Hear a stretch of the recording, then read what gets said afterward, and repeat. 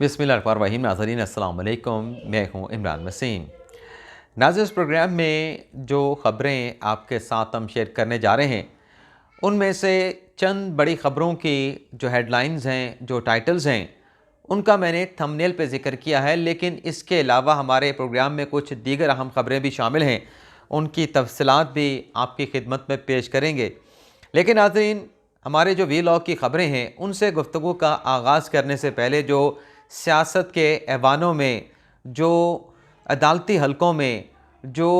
दीगर जगहों के ऊपर एक बहस चल रही थी कि सुप्रीम कोर्ट ने फैसला तो दे दिया कि 14 मई को पंजाब में इलेक्शन करवाया जाए, लेकिन वो जो एक नुक्ता बार बार उठाया जा रहा है कि फ़ैसला सुप्रीम कोर्ट का 4-3 का है, 3-2 का है, तो कौन सा फ़ैसला माना जाए। अब आपके सामने है कि हुकूमत ये कह रही है कि चूँकि हमने करारदाद भी पास कर दी है, काबीना की जानिब से भी हतमी तौर पर मंजूरी दी गई है, तो हम 3 जजेस का फैसला तो नहीं मानेंगे। 4-3 का फैसला है, 4 जजेस का फैसला मानेंगे, 3 जजेस का फैसला नहीं मानेंगे। तो ये जो बहस चल रही थी मुख्तलिफ ऐवानों में, सियासी ऐवान की बात कर लें, पार्लियामेंट की बात कर लें, अदालती हलकों की बात कर लें, तो ये बहस किसी नतीजे पे या इस बहस का इख्तिताम नहीं हो रहा था। आज जब जस्टिस अत्तर मिनल्ला साहब का फैसला आया है, तो इस बहस में मज़ीद शिद्दत देखने को मिली है, इस बहस में मज़ीद तेज़ी आई है। अब आम शख्स को, आम बंदे को समझाने के लिए कि फैसला 4-3 का होगा, 3-2 का होगा, बेंच दोबारा से रिकॉन्स्टिट्यूट किया गया, तब क्या सूरत हाल बनेगी। तो इस हवाले से कुछ चीज़ें आप नाज़रीन के मैं सामने रखूँगा, कुछ समझाने की कोशिश करूँगा। आम तौर पे नाज़रीन, ये तो बात तय है कि एक मरतबा जब बेंच बन जाए, चीफ साहब जो हैं या बेंच का जो हेड है, वो अपने बेंच के जो जज साहबान हैं उन्हें उससे निकाल नहीं सकता, उससे बेंच से उन्हें एक्सक्लूड नहीं कर सकता जब तक वो खुद रिक्यूज़ ना कर जाएं। अब ये जो बेंच बना था, मैं बड़े आसान लफ्ज़ों में, आसान अल्फाज में आपको समझाने की कोशिश करूँगा। जैसे चीफ साहब ने 9 रुकनी बेंच तश्कील दिया, उसके बाद 2 जज साहबान पे एतराज़ आया, यानी इजाज़ुल एहसन साहब पे और जस्टिस मज़ार अली नकवी साहब पे।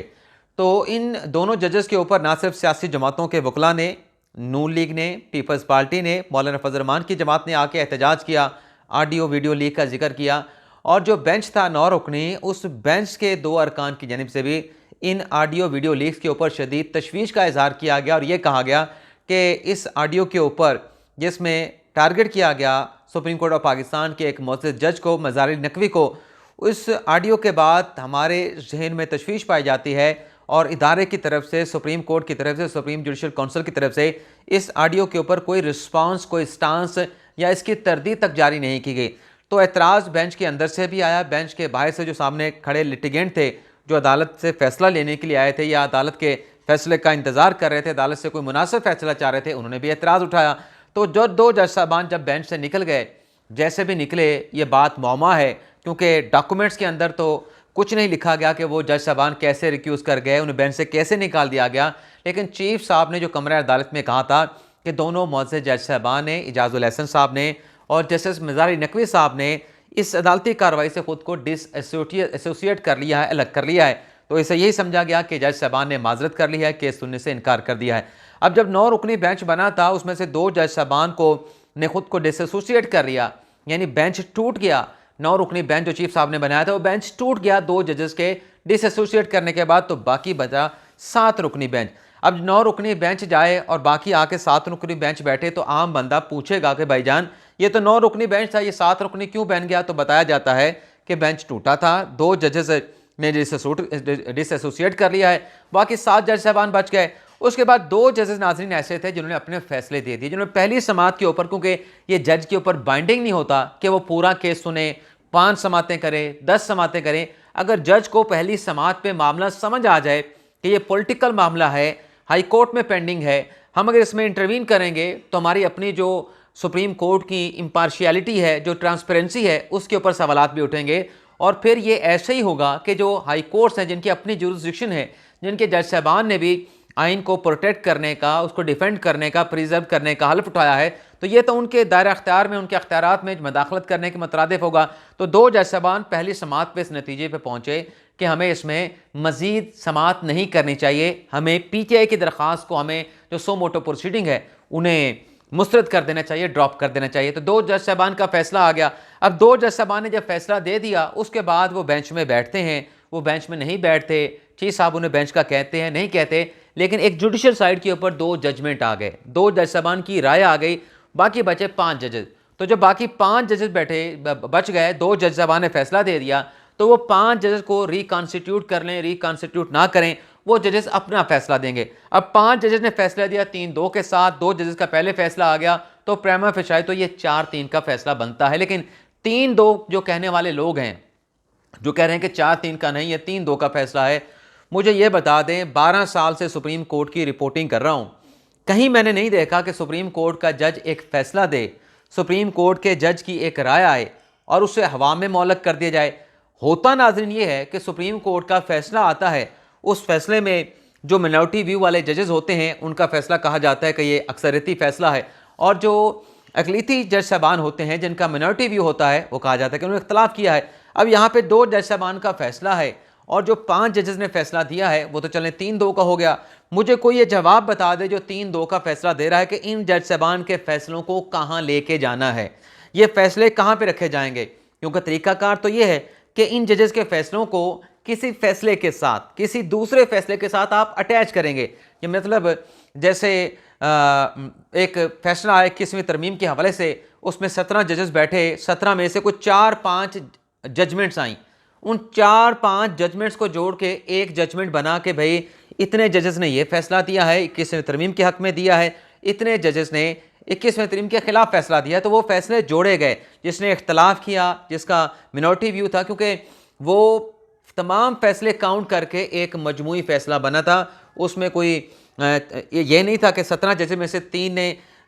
एक जजमेंट के ऊपर दस्तखत किए और बाकी 4 ने एक जजमेंट के ऊपर दस्तखत किए, 2 फैसले आए, उसमें बहुत सारे फैसले थे। तो ये जो फैसला है या अफरीदी साहब का, अत्तर मिनल्ला साहब का, इसे आप हवा में नहीं रख सकते, मौलक नहीं रख सकते, और इसे आप रद्दी की टोकरी में नहीं फेंक सकते। आपने इसको किसी फैसले के साथ अटैच करना है, चाहे इख्तलाफी नोट की हैसियत के साथ करें, चाहे इजाफी नोट के फैसले के साथ करें या इत्तफाकी नोट के साथ करें, और जब ये फैसला उस फैसले के साथ अटैच करेगा तो फिर मजमूई उनकी सेहत देखी जाएगी कि ये फैसला अटैच होने के बाद टोटल जजमेंट क्या बनती है। तो जब इसी केस के साथ जो पंजाब और खैबर पख्तूनख्वा के हवाले से है, उस केस के साथ इस फैसले को रखा जाएगा, तो फिर ये 4-3 का फैसला बनेगा। ये नहीं हो सकता कि सुप्रीम कोर्ट का जज फैसला दे और उसे रद्दी की टोकरी में फेंक दी जाए, तो ऐसे होता नहीं है। तो लेकिन आज आपको बता दें कि ये जो सुप्रीम कोर्ट का फैसला आया है, इस पर मरियम नवाज, मरियम औरंगजेब और राना सनाउल्लाह साहब ने चीफ जस्टिस के मुस्तफ़ी होने का मुतालबा कर दिया है। मरियम नवाज ने ये कहा है कि ये एक ऐसा फैसला है जिसमें तारीख में पहली मरतबा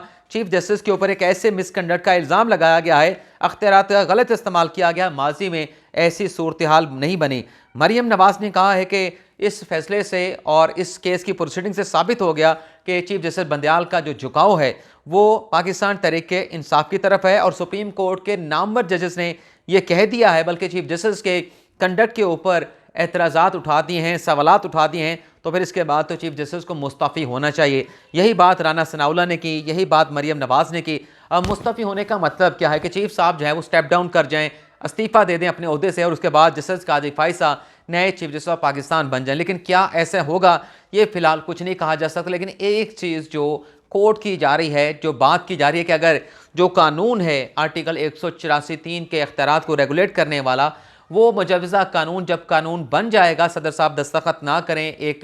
कानूनी मियाद के अंदर, जब वो कानून बनेगा उसके बाद फिर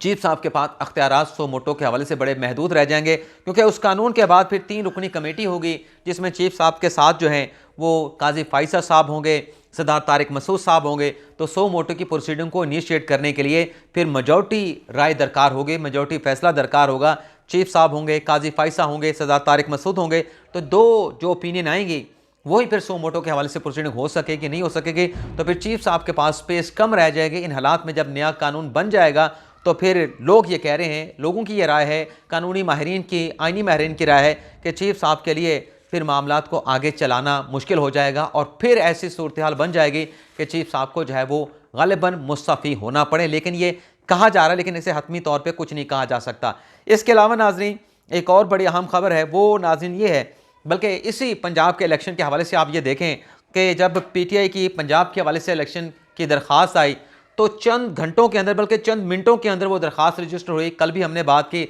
अब जो खैबर पख्तूनख्वा के हवाले से कॉन्स्टिट्यूशन पटिशन आई है, हम कल से इंतज़ार कर रहे हैं, ना ये पटिशन इंटरटेन की गई है, ना इस पटिशन को नंबर लगाया गया है और ना ही कुछ समात के लिए मुकर्रर किया गया है। तो बज़ाहिर ऐसा लगता है कि पंजाब तो तरजीहात में शामिल था, लेकिन खैबर पख्तूनख्वा गालिबन तरजीहात में शामिल नहीं। और दूसरा जो कौमी सलामती कमेटी का इजलास हुआ है नाज़रीन, इन कैमरा इजलास था। इन कैमरा इजलास के हवाले से राना सनाउल्लाह साहब ने भी कोई खबर देने से इनकार किया है, लेकिन हमने जो अपने सोर्सेज से नाज़रीन पता चलाया है उसमें जो चीज़ें सामने आई हैं वो आपके साथ हम शेयर कर देते हैं। 3 चीज़ें नाज़रीन सामने आई हैं मेरे पास, किधर है पेज 2, ये पेज 2 है। इसमें नाज़रीन 3 चीज़ें सामने आई हैं, लेकिन उन 3 चीज़ों पर जाने से पहले डॉक्टर बाबर अवान साहब ने स्पीकर नेशनल असम्बली राजा परवेज़ साहब से रब्ता किया है और उनसे ये कहा है कि जो आपने करारदाद मंजूर की और सुप्रीम कोर्ट का फैसला आपने रद्द किया है उसकी आप तफसीलात फराहम की जाएँ। यानी पाकिस्तान तहरीक इंसाफ अब पूरे पार्लियामेंट के खिलाफ जिसने करारदाद पास की है उनके खिलाफ कंटेम्प्ट के लिए सुप्रीम कोर्ट ऑफ पाकिस्तान से रजू करेगी। तो कितना ज़बरदस्त होगा कि सुप्रीम कोर्ट में पूरी पार्लियामेंट के खिलाफ कंटेम्प्ट की प्रोसीडिंग आए और सुप्रीम कोर्ट उस पर कार्रवाई करे। तो देखना ये होगा कि जो पार्लियामेंट बालादस्त इदारा है जिसकी कोख से तमाम इदारों ने जन्म लिया है, सुप्रीम कोर्ट ने, मुकन्नना ने और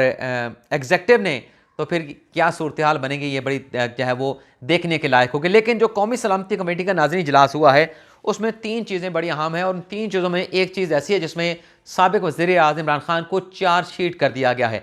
3 पॉइंट नाज़रीन, एक ये है कि उसमें जो पहला कहा गया ना कि जो जारी ऑपरेशन है दहशत गर्दों के खिलाफ, शरपसंदों के खिलाफ, उस पर इत्मीनान का इजहार किया गया है। सिक्योरिटी इदारों की कारकर्दगी पर जो है उन्हें सराहा गया है और ये कहा गया है कि ये जो ऑपरेशन चल रहे हैं दहशत गर्दी के ख़ात्मे के लिए, ये अपनी शदोमत के साथ, अपनी आबोताब के साथ जो है वो जारी और सारी रहेंगे। तो इसका सीधा सीधा मतलब ही है कि जो सिक्योरिटी फोर्सेज हैं वो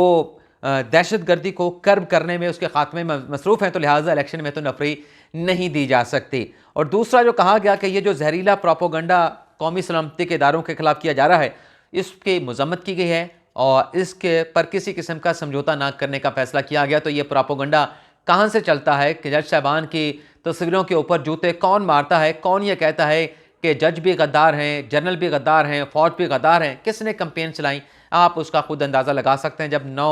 7 अप्रैल का सुप्रीम कोर्ट का फैसला आया और फिर 9 अप्रैल को जब इमरान खान के खिलाफ अदम एतमाद की तहरीक कामयाब हुई, खान साहब वज़ीर-ए-आज़म नहीं रहे, तो आप पूरा सोशल मीडिया निकाल के देख सकते हैं कि जजेस और जर्नीलों को, फौजियों को किसने गद्दार कहा था। तो ये उसी की बात की जा रही है। तीसरा जो बात की गई उसमें नाज़रीन ये कहा गया कि जो दहशत गर्दी में इजाफा हुआ है उसकी वजह यह है कि जो टीटीपी थी या जो दहशतगर्द थे उनके साथ नरम गोशा रखा गया, उनके साथ नरम रवैया रखा गया, जिसकी वजह से दहशत गर्दी की जो कार्रवाई हैं, जो वेव है वो दोबारा से आई है, दोबारा से इजाफा हुआ है। और ये जो नाज़रीन कौमी सलामती कमेटी के इजलास में लामे लिखा गया है इसमें इनडायरेक्टली जो है जो इमरान खान साहब की तालिबान के हवाले से पॉलिसी थी, जो जनरल बाजवा की पॉलिसी थी और जनरल फैज़ हमीद की पॉलिसी थी, उस पॉलिसी को जो है वो रद्द करके, मुस्तरद करके इन तीनों अहम रहनुमाओं को जो है वो चार्जशीट किया गया है। इसके अलावा नाज़रीन एक और बड़ी अहम खबर है और वो ये है कि जब ये कौमी सलामती कमेटी का इजलास ख़त्म हुआ तो वज़ीर-ए-आज़म के साथ आर्मी चीफ सैयद आसिम मुनीर शाह साहब ने मुलाकात की और ये पिछले 3 दिनों में आर्मी चीफ के वज़ीर-ए-आज़म के साथ होने वाली दूसरी अहम मुलाकात थी। तो ये नाज़रीन था हमारा आज का व्लॉग। आपसे इजाज़त चाहेंगे, अल्लाह ताला हम सब का हामी। ना तो अच्छा एक और ख़बर भी है नाज़रीन,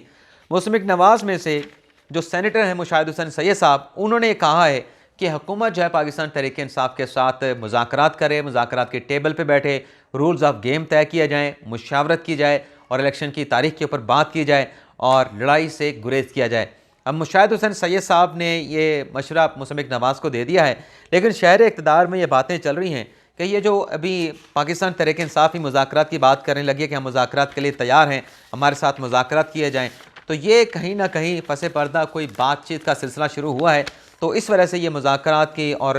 टेबल पे बैठने की बातें की जा रही हैं। तो इस हवाले से कुछ चीज़ें सामने आएंगी तो वो भी आपके साथ शेयर करेंगे, लेकिन इस व्लॉग के लिए इतना ही। आपसे इजाज़त चाहते हैं। अल्लाह ताला हम सब का हामी नासिर हो। अपनी दुआ में याद रखिएगा। अल्लाह हाफिज़।